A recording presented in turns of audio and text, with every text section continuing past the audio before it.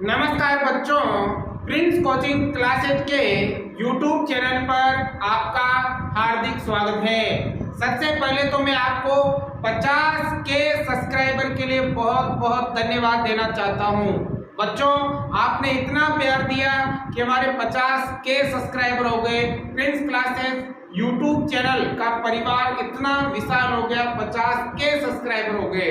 बच्चों, अगला जो लक्ष्य है वो 1 लाख सब्सक्राइबर का है। ये भी हम जल्दी पूरा कर लेंगे।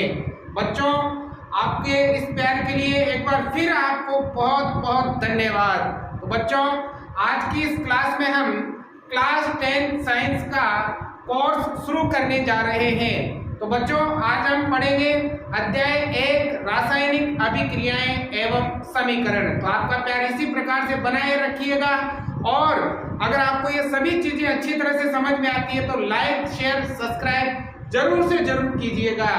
बच्चों, आप ये जो केमिस्ट्री के पार्ट है इनको मैंने अच्छी तरह से समझाने के लिए बेसिक इसका पढ़ाया था केमिस्ट्री का।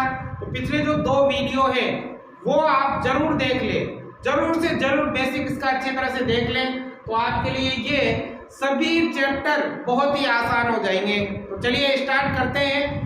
आज का जो अध्याय है, पहला पार्ट है, उसका नाम है रासायनिक अभिक्रियाएं एवं समीकरण। तो बच्चों, इस अध्याय में हम रासायनिक अभिक्रिया किसे कहते हैं, रासायनिक अभिक्रिया कितने प्रकार की होती हैं और रासायनिक समीकरण किसे कहते हैं, रासायनिक समीकरण को किस तरह से लिखते हैं, रासायनिक समीकरण को किस तरह से संतुलित किया जाता है, ये सारी चीजें हम पढ़ेंगे। यदि आप हमारी ये जो वीडियो है प्रत्येक वीडियो को रेगुलर बिना स्किप किए हुए देखते हो तो इस बात की गारंटी है आप क्लास 10 में आउट ऑफ 100 लेके आओगे, 100 में से 100 नंबर लेके आओगे साइंस सब्जेक्ट में। तो चलिए स्टार्ट करते हैं। तो देखो, रासायनिक अभिक्रियाएं एवं समीकरण को समझने से पहले हम ये समझते हैं कि हम हमारे घर पर, हमारे आसपास बहुत सारे परिवर्तन देखते हैं। जैसे कि आप देखते हो घर में दूध से दही बन जाता है, यानी कि दूध से दही जम जाता है, पानी से बर्फ बन जाता है, पानी से बर्फ जमा हो जाता है, ठीक है। और जैसे हम भोजन करते हैं तो हमारे भोजन का क्या हो जाता है, पाचन हो जाता है। जैसे कि हम स्विच ऑन किया तो ये लाइट ऑन हो जाती है, स्विच ऑफ किया तो लाइट क्या हो जाती है, बंद हो जाती है, ठीक है। ये तो इस प्रकार के बहुत सारे परिवर्तन हम अपने दैनिक जीवन में देखते हैं। जैसे हम लकड़ी को जलाते हैं तो वो कोयला बन जाती है, कोयले को जलाते हैं तो वो राख बन जाती है। तो ये जो पदार्थों में परिवर्तन है, ये पदार्थों में हम परिवर्तन देखते हैं। तो पदार्थ में परिवर्तन 2 तरह का होता है। पदार्थ में परिवर्तन कितनी तरह का होता है, 2 तरह का। एक तो भौतिक परिवर्तन और एक रासायनिक परिवर्तन। ये जो परिवर्तन मैंने आपको बताए ये 2 तरह के होते हैं। एक तो होते हैं भौतिक परिवर्तन और एक होता है रासायनिक परिवर्तन। तो देखो, भौतिक परिवर्तन क्या होता है। यदि बच्चों पदार्थ के भौतिक गुणों में परिवर्तन होता है, भौतिक गुणों में केवल बाहर से, यानी कि उसके भौतिक गुणों में परिवर्तन होता है, उसे हम क्या कहते हैं, भौतिक परिवर्तन कहते हैं। जैसे पानी से बर्फ का जमना, यानी कि पानी से क्या बन जाएगा, बर्फ बन जाएगा, और बर्फ से वापस क्या बन जाएगा, पानी बन जाएगा। यानी कि भौतिक परिवर्तन वो परिवर्तन होता है जो पदार्थ के भौतिक गुणों में परिवर्तन होता है। जैसे कि मैंने अब ये लाइट जल रही है, स्विच ऑन किया हुआ है, जैसे मैं स्विच ऑफ करूंगा तो ये लाइट क्या हो जाएगी, ऑफ हो जाएगी। फिर ऑन करूंगा तो ये क्या हो जाएगी, ऑन हो जाएगी। तो ये परिवर्तन जो होता है, ऐसा परिवर्तन जो होता है उसे हम क्या कहते हैं, भौतिक परिवर्तन कहते हैं।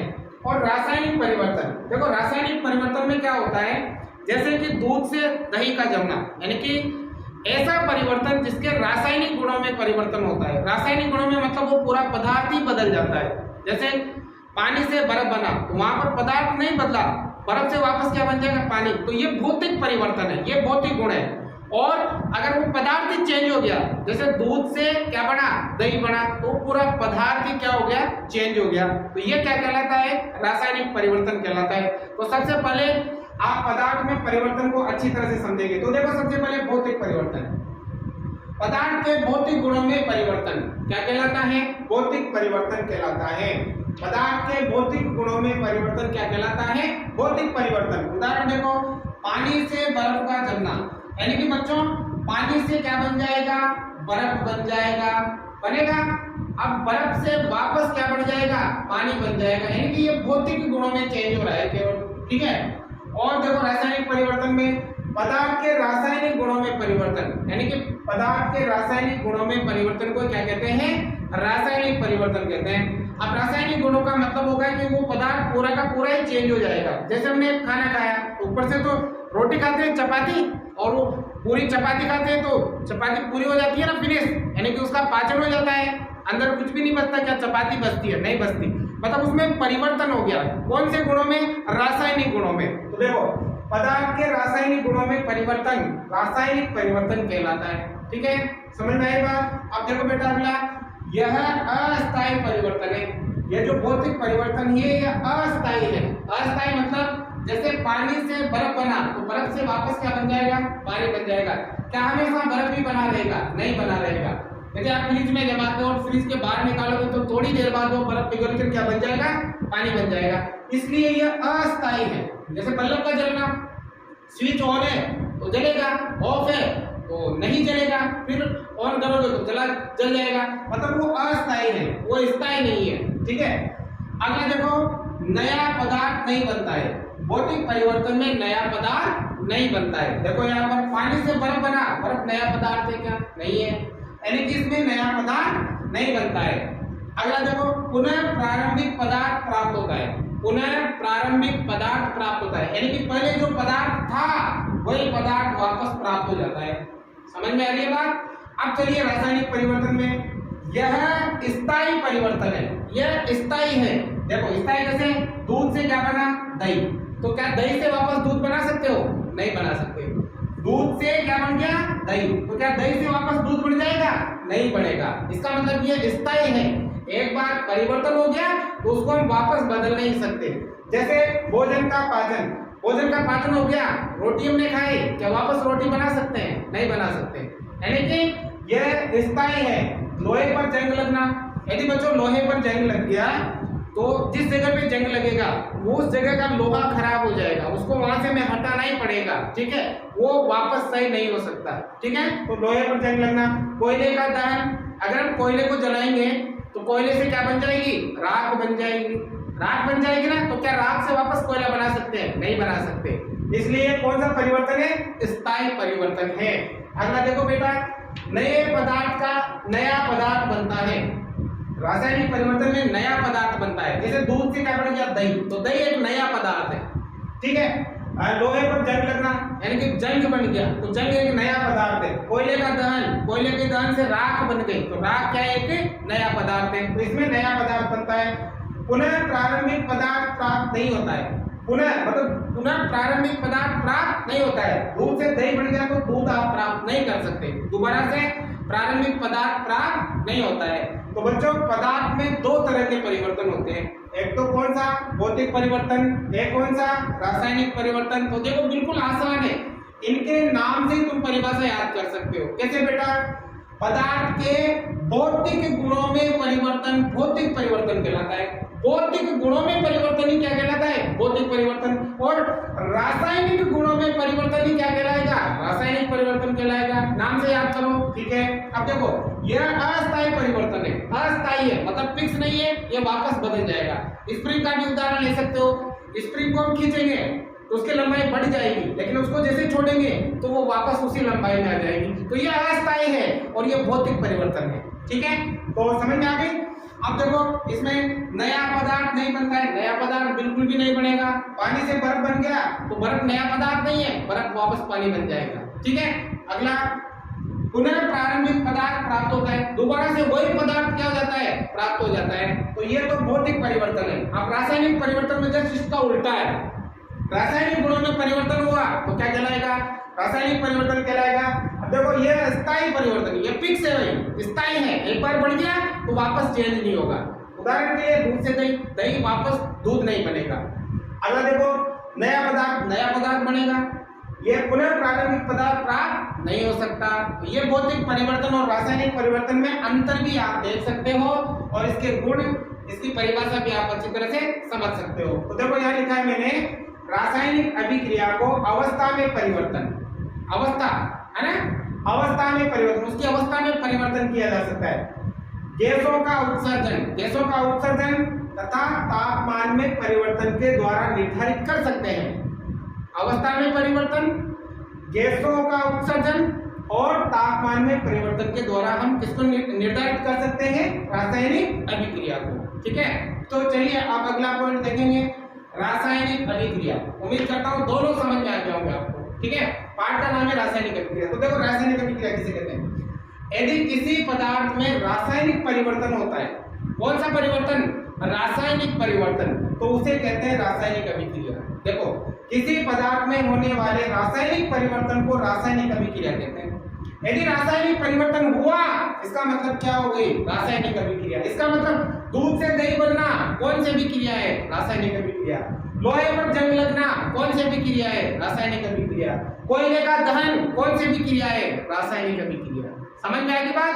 चलिए देखो, उदाहरण के लिए कोयले का जलना कौन सी अभिक्रिया है? रासायनिक अभिक्रिया। परिभाषा समझ में आ गई? रासायनिक अभिक्रिया किसे कहते हैं? अरे भाई, रासायनिक परिवर्तन को रासायनिक अभिक्रिया कहते हैं। सभी परिभाषा एक दूसरे से मिली हुई है। अगर आप थोड़ा सा भी ध्यान लगाते हो तो सब के सब आसान हो जाएंगे आपके लिए। ठीक है, उदाहरण के लिए कोयले का दहन, तो देखो कोयले का जलना, तो देखो कोयला क्या होता है? कार्बन। अब देखो एक चीज मैं आपको बता दूं, कोई भी पदार्थ या कोई भी वस्तु जलती है तो वो ऑक्सीजन के संपर्क में आने पर ही जलती है। ध्यान रखना, कोई भी वस्तु जलती है ना, तो किसके संपर्क में आने से जलती है? ऑक्सीजन के संपर्क में आने से जलती है। तो देखो कार्बन दहन हो रहा है तो क्या है?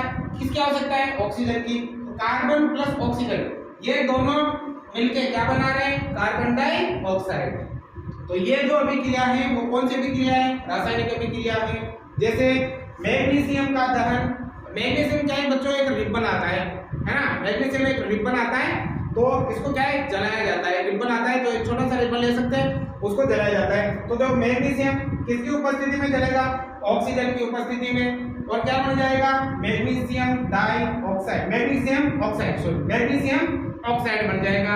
अब देखो, इससे वापस मैग्नीशियम रिबन को प्राप्त नहीं किया जा सकता, इससे वापस कोयले को प्राप्त नहीं किया जा सकता, इसलिए ये कौन सी अभिक्रिया है? रासायनिक अभिक्रिया है। ठीक है, अब मैग्नीशियम का जो रिबन होता है ना, उसको जब उसको जलाया जाता है, उसको क्या कर लिया जाता है? रेगमाल की सहायता से बिल्कुल उसको साफ कर लिया जाता है, क्योंकि जैसे लोहे पर जंग आ जाता है ना, उसी प्रकार से मैग्नीशियम के रिबन पर भी जंग लग जाता है, कुछ अशुद्धियां रह जाती हैं, तो उनको शुद्ध करके फिर उसको क्या किया जाता है? जलाया जाता है। तो बात समझ में आ गई बेटा? रासायनिक अभिक्रिया किसे कहते हैं? ठीक है, चलो अगला देखते हैं, अभिकारक या क्रियाकारक। तो देखो अभिकारक और क्रियाकारक क्या होता है? तो बच्चों कोई सी भी रासायनिक अभिक्रिया हो, उसमें भाग लेने वाले पदार्थ अभिकारक या क्रियाकारक कहलाते हैं। जैसे ये रासायनिक अभिक्रिया है, अब इस रासायनिक अभिक्रिया में इन दोनों पदार्थों ने भाग लिया, ठीक है, तो ये दोनों पदार्थ कहलाएंगे अभिकारक। क्या कहलाएंगे? अभिकारक। इंपॉर्टेंट पॉइंट है, इनको अच्छी तरह से नोट कर ले आप, इनको अच्छी तरह से नोट करोगे तभी आपके चैप्टर आगे समझ में आएगा। ठीक है, और बेसिक वाली क्लास आप जरूर से जरूर देखें। ठीक है ना बेटा?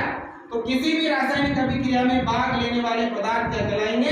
अभिकारक कहलाएंगे। देखो, किसी रासायनिक अभिक्रिया में भाग लेने वाले पदार्थ को अभिकारक कहते हैं।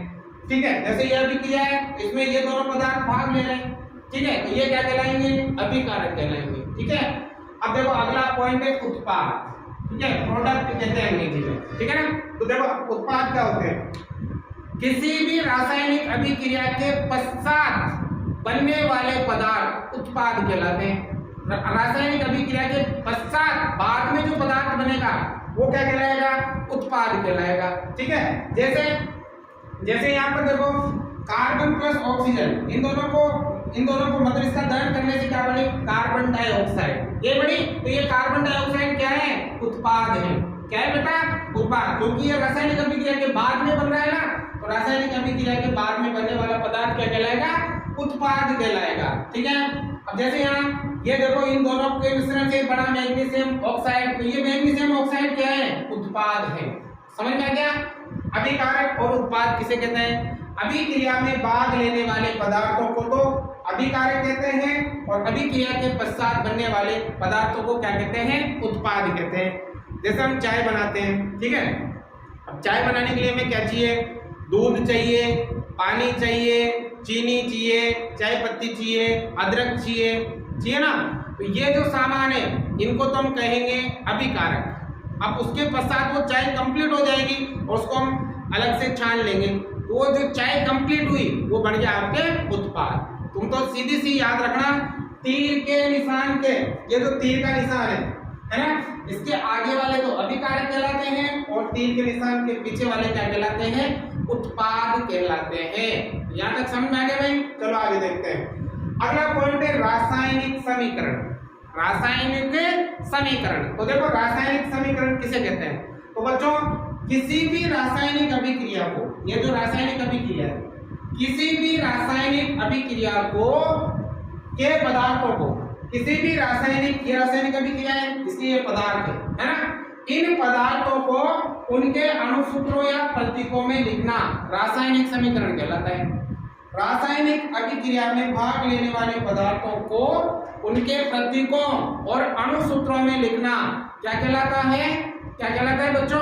रासायनिक समीकरण कहलाता है। जैसे यहाँ पर कार्बन प्लस ऑक्सीजन रिएक्शन करके क्या बन रही है? Carbon dioxide. तो देखो कार्बन प्लस ऑक्सीजन, ऑक्सीजन इनसे क्या बनी बेटा? इनसे बनी कार्बन डाइऑक्साइड, कार्बन डाइऑक्साइड। तो देखो ये रासायनिक समीकरण है। अब इस रासायनिक अभिक्रिया है, इस रासायनिक अभिक्रिया को इनके प्रतीकों, देखो कार्बन का प्रतीक होता है C प्लस, ऑक्सीजन का O होता है, लेकिन यहाँ लगेगा O2। अब देखो 2 क्यों लगाया? क्योंकि ये गैस है और गैस के पीछे हमेशा कितना लगता है? 2 लगता है। गैस के पीछे कितना लगता है? 2 लगता है, ठीक है। अब देखो इनसे क्या बना? कार्बन डाइऑक्साइड मतलब CO2। क्या बना? CO2। क्या बना भाई? CO2, ठीक है। अब देखो C प्लस O2 रिएक्शन करके क्या बना? CO2। तो बच्चों ये एक रासायनिक अभिक्रिया थी। इस रासायनिक अभिक्रिया को हमने क्या कर दिया? इसके जो पदार्थ है उनके प्रतीक लिख दिए। देखो कार्बन का प्रतीक C, ऑक्सीजन का प्रतीक O और कार्बन डाइऑक्साइड का CO2, और ये अणुसूत्र हो गए, ठीक है ना। तो किसी भी रासायनिक अभिक्रिया के पदार्थों को उनके अणुसूत्रों प्रतीकों में लिखना क्या कहलाता है? रासायनिक समीकरण कहलाता है। जैसे मैग्नीशियम प्लस ऑक्सीजन है, तो ये इसका देखो मैग्नीशियम का होता है Mg, ठीक है, ऑक्सीजन का होता है प्लस O2, ठीक है। तो ये बढ़ जाएगा MgO, मैग्नीशियम ऑक्साइड, ठीक है। तो देखो यहाँ पर हमने क्या किया? मैग्नीशियम का प्रतीक Mg है, ऑक्सीजन का O है और मैग्नीशियम डाइऑक्साइड क्या बढ़ेगा? MgO बढ़ेगा। इसको फिर हम बाद में संकलित करेंगे, 2 काम है, ये सब हम बाद में देखेंगे, ठीक है। तो यहाँ तक समझ में आ गए आपके? तो देखो ये सभी परिभाषाएं एक दूसरे से जुड़ी हुई है। सबसे पहले पदार्थ में परिवर्तन देखना है, 2 तरह का होगा, भौतिक परिवर्तन, रासायनिक परिवर्तन। अगर भौतिक गुणों में परिवर्तन हुआ तो भौतिक परिवर्तन, रासायनिक गुणों में परिवर्तन हुआ तो रासायनिक परिवर्तन। यह स्थायी है, ये अस्थायी है, वो स्थायी है। इसमें नया पदार्थ नहीं बनेगा, उसमें नया पदार्थ बनेगा। इसमें पुनः प्रारंभिक पदार्थ प्राप्त हो जाएगा, उसमें पुनः प्रारंभिक पदार्थ प्राप्त नहीं होगा, ठीक है। उदाहरण पानी से बर्फ का जमना, मोम का पिघलना। मोम जानते हो ना, अगर मोम पिघलेगी और फिर उसका टेम्परेचर कम होगा, मतलब वो ठंडी होगी, तो वापस उसी स्थिति में आ जाएगी, ठीक है। स्प्रिंग का लिख सकते हो, बल्लभ का उदाहरण लिख सकते हो। इधर उदाहरण दूध से दही जमना, भोजन का पाचन, लोहे पर जंग लगना, कोयले का दहन, ये सब इसके उदाहरण है, ठीक है। अब अगला पॉइंट है रासायनिक अभिक्रिया। तो रासायनिक परिवर्तन को क्या कहते हैं? रासायनिक अभिक्रिया कहते हैं। रासायनिक परिवर्तन को रासायनिक अभिक्रिया कहते हैं। तो ये रासायनिक परिवर्तन हो रहा है, ये उदाहरण है इसके, ठीक है। अभिकारक, अभिक्रिया में भाग लेने वाले पदार्थ अभिकारक, अभिक्रिया के पश्चात बनने वाले पदार्थ उत्पाद कहलाएंगे, ठीक है। अब देखो रासायनिक समीकरण, तो रासायनिक अभिक्रिया के पदार्थों को उनके प्रतीकों और अणुसूत्रों में लिखना क्या कहलाता है? रासायनिक समीकरण कहलाता है, ठीक है। उतारो पहले। तो देखो रासायनिक समीकरण कंप्लीट हो गया, समझ में आ गया सबको? किसी भी रासायनिक अभिक्रिया के पदार्थों को उनके अणुसूत्रों और प्रतीकों में लिखना क्या कहलाता है? रासायनिक समीकरण कहलाता है। अब बच्चों रासायनिक समीकरण को लिखने के कुछ नियम होते हैं। किस तरह से हम रासायनिक समीकरण को लिखते हैं, उसके कुछ नियम होते हैं। तो देखो रासायनिक समीकरण को लिखना, कुछ नियम होते हैं उसको लिखने के। तो देखो सबसे पहला क्या है, अभिकारक व उत्पाद के बीच में तीर का चिन्ह लगाते हैं। जैसे अभी हमने समीकरण लिखा कोयले का दहन, कोयला क्या होता है सी, दहन किसकी उपस्थिति में, ऑक्सीजन की में, और क्या बनेगा बेटा CO2, कार्बन डाइऑक्साइड बनेगा ना। तो देखो सबसे पहला पॉइंट है अभिकारक व उत्पाद के बीच में तीर का चिन्ह लगाते हैं। तो देखो ये तो है अभिकारक और ये क्या है उत्पाद, तो इन दोनों के बीच में क्या लगाना है, तीर का चिन्ह लगाना है।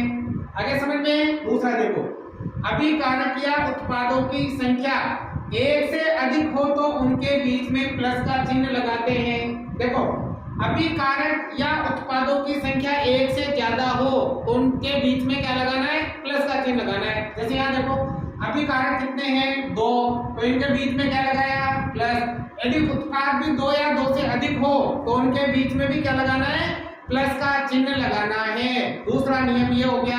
आगे समझ में। अब तीसरा देखो, गैस के लिए तीर ऊपर की तरफ और अवक्षेप के लिए तीर नीचे की तरफ। अगर अभिक्रिया के पश्चात गैस बनती है उसमें तीर ऊपर की तरफ लगाना है, और अवक्षेप हो रहा है तो तीर कहाँ लगाना है, नीचे की तरफ। अब देखो अवक्षेप क्या होता है, अवक्षेप होता है जल में अघुलनशील पदार्थ। जैसे कि आप जल लो और जल में रेत डालो तो रेत कहाँ चली जाएगी, नीचे चली जाएगी, मतलब वो अवक्षेप है जो जल में अघुलनशील होता है। हम कपड़े धोते हैं, कपड़े धोने के बाद कपड़े को निकालते हैं तो थोड़ी देर बाद हम देखेंगे कि जो कपड़ों का मेल था वो कहाँ चला जाता है, वो पेंदे में चला जाता है, वहां जमा हो जाता है, तो वो जल में अघुलनशील है, तो उसे हम क्या कहेंगे, अवक्षेप कहेंगे। तो अभिक्रिया में अगर कोई पदार्थ नीचे जा रहा है, अवक्षेप हो रहा है, तो उसके लिए तीर का चिन्ह कहाँ लगाना है, नीचे की तरफ लगाना है। ठीक है। अगला देखो अवस्थाएं। अवस्थाएं तुम जानते हो, ठोस, द्रव और गैस। अगर बच्चों किसी भी रासायनिक समीकरण में ठोस के लिए आपको लिखना है S, सॉलिड। अगर कोई ठोस पदार्थ है अभिक्रिया में तो उसके लिए क्या लिखना है, S लिखना है, सॉलिड। द्रव के लिए L, लिक्विड। अगर द्रव है तो उसके लिए L लिखना है। गैस के लिए G लिखना है, और जलीय विलयन के लिए क्या लिखना है, AQ लिखना है। कैसे, जैसे कार्बन कोयला मतलब ठोस होता है तो इसके नीचे यहाँ कोष्ठक लगा के S लिखेंगे। ऑक्सीजन गैस है तो इसके नीचे यहाँ कोष्ठक लगा के G लिखेंगे। कार्बन डाइऑक्साइड गैस है इसके लिए कोष्ठक लगा के क्या लिखेंगे, G लिखेंगे। ठीक है। तो इस प्रकार से हमें अवस्थाओं को भी रासायनिक समीकरण में आपको दर्शाना है। तो समझ में आ गया। तो ये 4 नियम है रासायनिक समीकरण को लिखने के, ये आपको अच्छी तरह से समझने हैं। ठीक है। अब अगला पॉइंट है द्रव्यमान संरक्षण का नियम। तो देखो बहुत ही इंपॉर्टेंट है, बहुत सी बार ये बोर्ड परीक्षा में पूछा जाता है। तो देखो क्या होता है, किसी भी रासायनिक अभिक्रिया में द्रव्यमान का न तो निर्माण होता है और न ही विनाश होता है। अर्थात किसी भी रासायनिक अभिक्रिया के अभिकारक तत्वों का कुल द्रव्यमान उत्पाद तत्वों के कुल द्रव्यमान के बराबर होता है। मतलब किसी भी रासायनिक अभिक्रिया में द्रव्यमान का न तो निर्माण होता है और न ही उसका विनाश होता है। न तो उसका निर्माण किया जा सकता और न ही उसका विनाश किया जा सकता, बल्कि एक रूप से दूसरे रूप में बदला जा सकता है। अर्थात इसका मतलब क्या हुआ कि जो द्रव्यमान अभिकारक तत्वों का है वही द्रव्यमान किसका रहेगा, उत्पाद तत्वों का रहेगा। मान लो बच्चों किसी भी रासायनिक अभिक्रिया में यहाँ पर इसका ये 10 किलो का है, द्रव्यमान मतलब भार। ठीक है। तो जो उत्पाद बनेगा वो भी कितने किलो का बनेगा, 10 किलो का ही बनेगा। मतलब इन तत्वों का द्रव्यमान नहीं बदलेगा, इनके द्रव्यमान में कोई कमी नहीं आएगी। इसे क्या कहते हैं, द्रव्यमान संरक्षण का नियम कहते हैं। समझ में आ गया। यानी कि जो द्रव्यमान अभिकारक तत्वों का है वही द्रव्यमान किसका रहेगा, उत्पाद तत्वों का रहेगा। ये है आपके द्रव्यमान संरक्षण का नियम। ठीक है। अब अगला पॉइंट देखो, रासायनिक समीकरण को संतुलित करना। बच्चों ये बहुत ही इंपॉर्टेंट है। रासायनिक समीकरण को संतुलित करना यदि आपको आता है तो आप बोर्ड परीक्षा में 3 या 4 नंबर 100% लेकर आओगे, क्योंकि वहां असंतुलित समीकरण आएगी और उसको आपको संतुलित करना पड़ेगा। तो मैं आज आपको रासायनिक समीकरणों को संतुलित करना सिखाऊंगा, बहुत ही आसान तरीके से। आप एक बार में ही सीख जाओगे। समझ जाए, सीख जाओ तो लाइक जरूर करना है। ठीक है। तो देखो, यदि किसी रासायनिक अभिक्रिया में अभिकारक व उत्पाद के प्रत्येक तत्व के परमाणुओं की संख्या समान हो तो उसे संतुलित रासायनिक समीकरण कहते हैं। मतलब अभिकारक और उत्पाद के प्रत्येक तत्वों के परमाणुओं की संख्या बराबर है तो उसे क्या कहते हैं? रासायनिक समीकरण कहते हैं। मतलब संतुलित रासायनिक समीकरण कहते हैं। कैसे देखो, अब देखो इसमें ये जो समीकरण हमने लिखा C+O2 क्या बना? CO2। अब देखो बच्चों यहाँ कार्बन 1 है, कार्बन कितना है? 1। यहाँ भी कार्बन कितना है? 1 है, बराबर है। यहाँ ऑक्सीजन 2 है, यहाँ भी ऑक्सीजन 2 है, बराबर है। इसका मतलब ये कौन सी समीकरण है? संतुलित रासायनिक समीकरण है। मतलब अभिकारक है ना के तत्वों के परमाणुओं की संख्या उत्पाद के तत्वों के परमाणुओं की संख्या के बराबर हो तो उसे क्या कहते हैं? रासायनिक समीकरण, मतलब संतुलित रासायनिक समीकरण कहते हैं। समझ में आ गया? मतलब अभिकारक के तत्वों के परमाणुओं की संख्या उत्पाद के तत्वों के परमाणुओं की संख्या के बराबर हो तो उसे संतुलित रासायनिक समीकरण कहते हैं। ठीक है, अब हम सीखेंगे रासायनिक समीकरण को संतुलित करना। तो बच्चों देखो मैंने यहाँ पर एक समीकरण लिखी है, इसको बिल्कुल ध्यान से समझना है आपको। ये असंतुलित रासायनिक समीकरण है। ये कैसी है? असंतुलित, असंतुलित, ठीक है ना? असंतुलित समीकरण है ये। अब इस समीकरण को आपको क्या करना है? संतुलित करना है। अब देखो असंतुलित का कैसे पता लगा? अगर आप परिभाषा समझना चाहते हो असंतुलित की तो क्या हो जाएगी? किसी भी रासायनिक समीकरण के तत्वों में मतलब अभिकारक के तत्वों के परमाणुओं की संख्या उत्पाद के तत्वों के परमाणुओं की संख्या के बराबर नहीं हो उसे क्या कहेंगे? असंतुलित रासायनिक समीकरण कहेंगे। ठीक है, तो देखो यहाँ पर Fe ये होता है बच्चों फेरस, लोहा, है ना? यहाँ 1 है और यहाँ 3 है।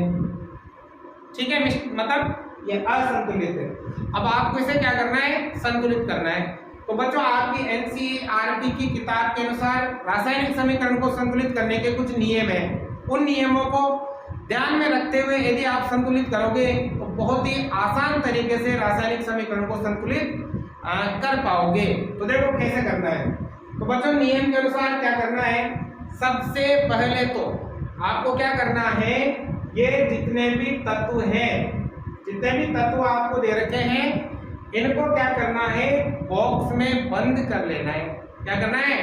बॉक्स में बंद करना है सबसे पहले। तो चलिए करते हैं। सबसे पहले क्या करोगे? इन तत्वों को बॉक्स में बंद कर लोगे। तो ये इस तरह से आपको बॉक्स में बंद करने हैं। ठीक है, ये जो सभी तत्व हैं इनको आप बॉक्स में बंद कर लोगे। ठीक है, ये हमें इनको बॉक्स में बंद करना है। कर लिया बॉक्स में बंद। अब बॉक्स में बंद करने के बाद ये ध्यान रखना है आपको बॉक्स के अंदर कुछ भी परिवर्तन नहीं करना है। जो परिवर्तन करना है वो बॉक्स के बाहर करना है, बॉक्स के अंदर कोई परिवर्तन नहीं करना है। तो आप लिख लीजिए पहला नियम। क्या नियम है? कि अभिकारक और उत्पाद के प्रत्येक तत्व को हम क्या कर लेते हैं? बॉक्स में बंद कर लेते हैं। कर लिया। अब बॉक्स में बंद करने के बाद आपको एक सारणी बनानी है। ठीक है, उन सारणी में इन तत्वों के मतलब अभिकारक में जितने तत्व हैं उनके परमाणुओं की संख्या लिख लेंगे, उत्पाद में जितने तत्व हैं उनके परमाणुओं की संख्या लिख लेते हैं। तो जैसे अब एक सारणी बनाते हैं। जैसे सबसे पहले तो यहाँ लिखेंगे तत्व का नाम, तत्व का नाम लिख दिया। अब तत्व का नाम लिखने के बाद यहाँ लिखेंगे अभिकारक, अभिकारक में परमाणुओं की संख्या, और यहाँ लिखेंगे उत्पाद, उत्पाद में परमाणुओं की संख्या। ठीक है ना, ऐसी एक सारणी बना लेंगे। अब देखो यहाँ पर तत्व कौन कौन से हैं पहले तो वो लिख लेते हैं। तत्व एक तो है फेरस, Fe, फेरस। ठीक है, एक तत्व है H, ठीक है, और एक तत्व है O, हाइड्रोजन और ऑक्सीजन। बताया था मैंने, अगर दोनों बड़े बड़े अक्षर हैं इसका मतलब दो तत्व हैं। हो गया ना? तो ये हो गया आपके 1, 2, 3 तत्व हैं। ठीक है, अब देखो अभिकारक में इनके परमाणुओं की संख्या लिखते हैं। फेरस कितना है? 1, हाइड्रोजन कितना है? 2, ऑक्सीजन कितना है? 1। अब उत्पाद में लिखते हैं। देखो फेरस कितना है? 3। ठीक है, ऑक्सीजन कितना है 4, तो ये ऑक्सीजन 4, हाइड्रोजन कितना है 2, तो ये हो गया आपके 2। ठीक है, तो समझ में आया। पहला काम तो इनको बॉक्स में बंद करना है, दूसरा काम कि बॉक्स के अंदर कोई चेंज नहीं करना है, बाहर करना है चेंज। ठीक है, तीसरा काम इस तरह से एक सारणी बनानी है, पहले तत्व लिखना है, उसके नाम लिखने हैं, अभिकारक के तत्वों के परमाणुओं की संख्या और उत्पाद के तत्वों के परमाणुओं की संख्या लिखनी है। अब बच्चों क्या करना है, आप मतलब जिस तत्व के परमाणुओं की संख्या सबसे अधिक हो सबसे पहले उसे संतुलित करना है। तो बताओ इनमें सबसे अधिक कौन से तत्व में है परमाणुओं की संख्या सबसे ज्यादा, किसमें है, ऑक्सीजन में। कितने हैं 4, तो सबसे पहले ऑक्सीजन को संतुलित करेंगे। देखो फेरस असंतुलित है, यहाँ 1 है यहाँ 3 है, हाइड्रोजन तो संतुलित है, यहाँ भी 2 है और यहाँ भी 2 है, ऑक्सीजन भी क्या है असंतुलित है। तो सबसे पहले उसे संतुलित करना है जिसमें जिस तत्व के परमाणुओं की संख्या क्या हो सबसे अधिक हो।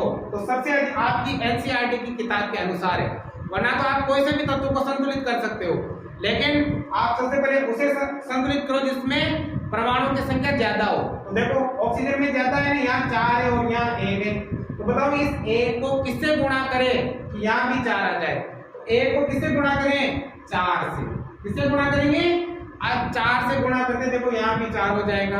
अब ये 4 से गुणा हमने ऑक्सीजन में किया, किधर किया, अभिकारक की तरफ। अभिकारक में ऑक्सीजन यहाँ है ना, तो हमें बाहर गुणा करना है, बाहर पीछे नहीं करना है आगे करना है, मतलब 4 का गुणा यहाँ हो जाएगा। तो देखो यहाँ मैं फिर लिखता हूँ इसको Fe+H2O रिएक्शन Fe3O4+H2। ठीक है ना, बॉक्स में बंद कर लेते हैं। ठीक है, ये बॉक्स में हमने इनको बंद कर लिया। अब देखो बेटा सबसे पहले 4 का गुणा किया अभिकारक में ऑक्सीजन को, तो 4 का गुणा आपको यहाँ करना है, बॉक्स के अंदर कोई बदलाव नहीं लाना है। ठीक है, अब देखो जैसे हमने 4 का गुणा किया तो 4 दूनी 8, हाइड्रोजन कितने हो गए 8, ऑक्सीजन तो संतुलित हो गया लेकिन हाइड्रोजन 8 हो गए। इधर हाइड्रोजन कितने हो गए भाई, देखो यहाँ 4 का गुणा किया यहाँ, तो 4 × 2 करेंगे ना, तो हाइड्रोजन यहाँ 8 हो गए, लेकिन वहाँ हाइड्रोजन कितने हैं 2 ही है, हाइड्रोजन इधर 2 ही है, इधर तो हाइड्रोजन 8 हो गए, उधर 2 ही है, उधर भी क्या करना पड़ेंगे आपको 8 करने पड़ेंगे। तो 2 को किससे गुणा करोगे 4 से, तो 4 दूनी कितना हो जाएगा 8 हो जाएगा। अब उधर हाइड्रोजन को 4 से गुणा किया तो ये हाइड्रोजन है, यहाँ किससे गुणा कर देंगे 4 से कर देंगे। तो देखो ऑक्सीजन भी संतुलित हो गया, हाइड्रोजन भी संतुलित हो गया। अब बचा कौन, बचा फेरस। तो देखो फेरस इधर 3 है उधर इधर 1 है, इधर 3 है और इधर कितना 1, तो इधर किससे गुणा करना पड़ेगा 3 से, इधर 3 से गुणा करते 3 हो गए, तो इधर फेरस को किससे गुणा कर दो 3 से, ये 3 से गुणा कर दिया। ये आपकी एक समीकरण है जो कौन सी समीकरण बन गई संतुलित। अब इसको हम खोल के लिख देते हैं 3Fe+4H2O रिएक्शन Fe3O4 और +4H2, ये जो हो गए आपके संतुलित समीकरण हो गए। कौन समीकरण हो गए संतुलित समीकरण। आया समझ में, यदि नहीं आया हो तो अभी 3-4 उदाहरण हम इसके करने वाले हैं, सभी उदाहरणों को ध्यान से देखें, 100% आज आपको समीकरण को संतुलित करना समझ में आ जाएगा। एक बार और देख लो नियम। सबसे पहले बॉक्स में बंद कर लेंगे, बॉक्स में बंद करने के बाद ऐसी सारणी बना लेंगे, तत्व लिख देंगे, अभिकारक में परमाणुओं की संख्या, उत्पाद में परमाणुओं की संख्या लिख लिया। अब सबसे पहले उसे संतुलित करेंगे जिसमें परमाणुओं की संख्या सबसे ज्यादा हो। परमाणुओं की संख्या सबसे ज्यादा ऑक्सीजन में है, कितने हैं 4। अब यहाँ भी 4 करने हैं तो 1 को 4 से गुणा करना पड़ेगा।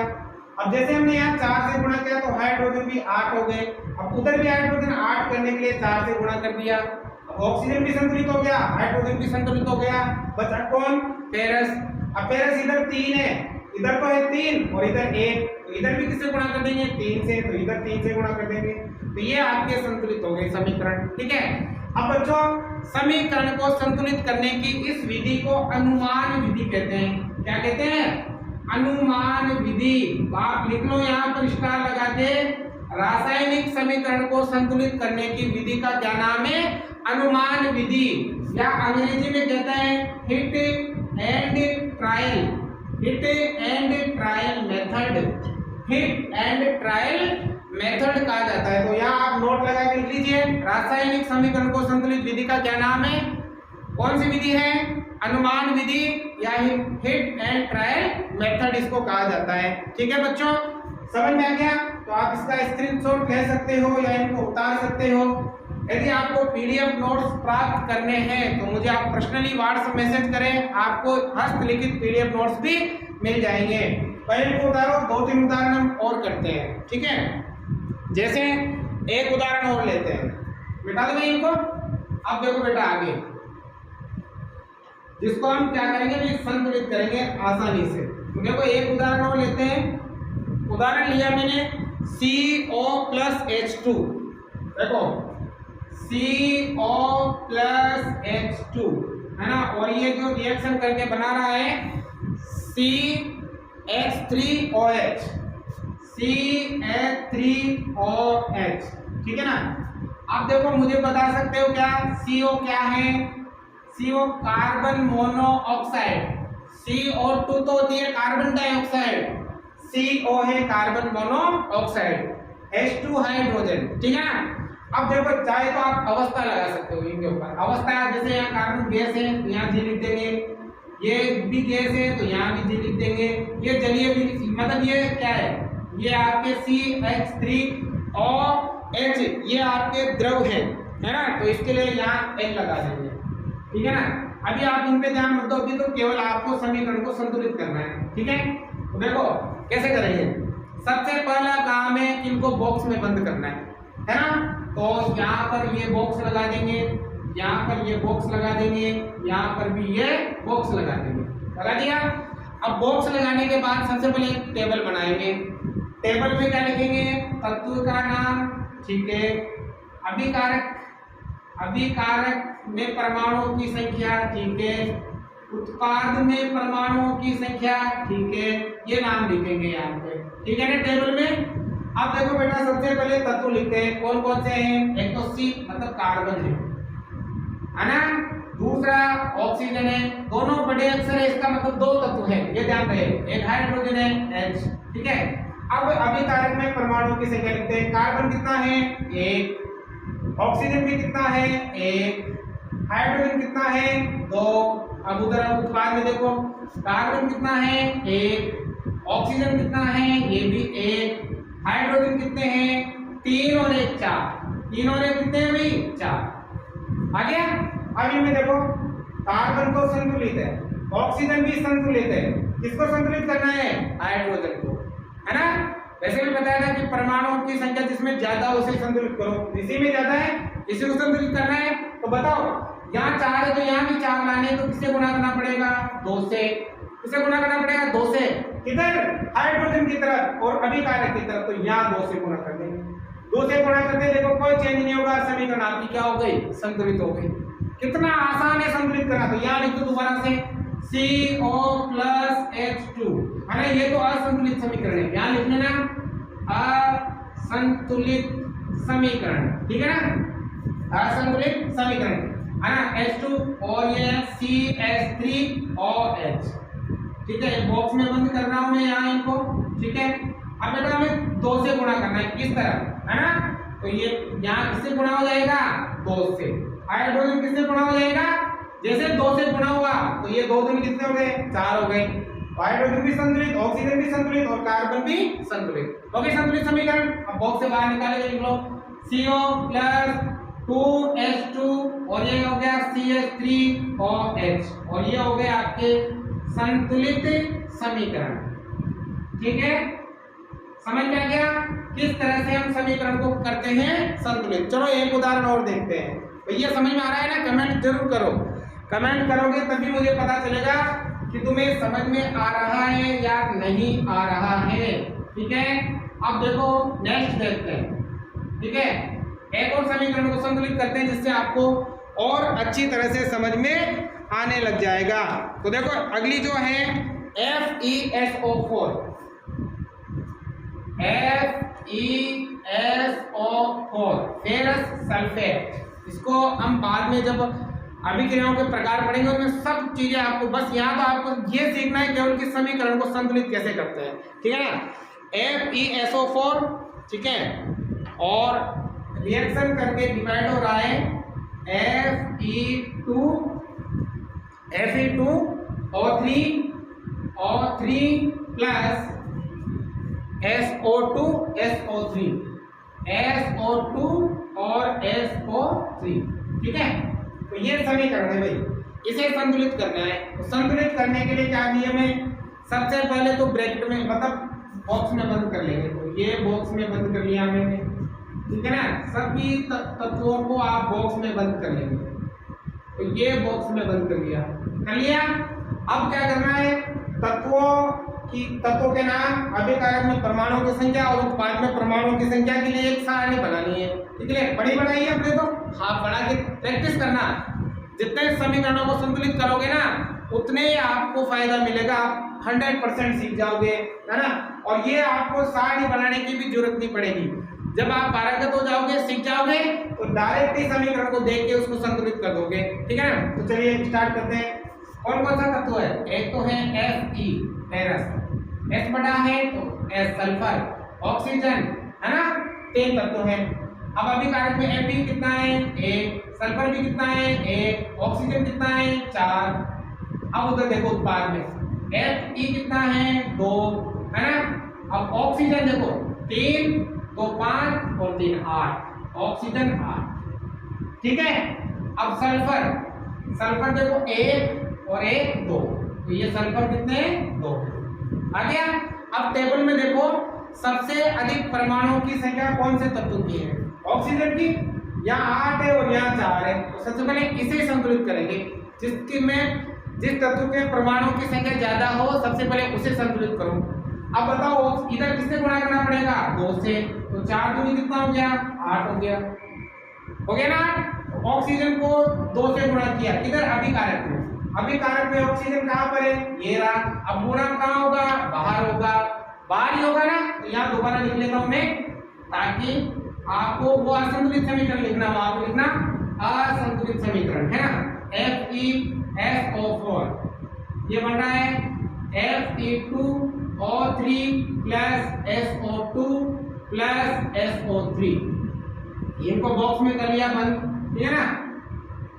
वो असंतुलित है, अब ये संतुलित करने जा रहे हैं, ठीक है। अब देखो 2 से गुणा करना है, किसको करना है, ऑक्सीजन को। किस तरफ, अभिकारक की तरफ। तो ये यहाँ है तो यहाँ 2 से गुणा होगा 2 से।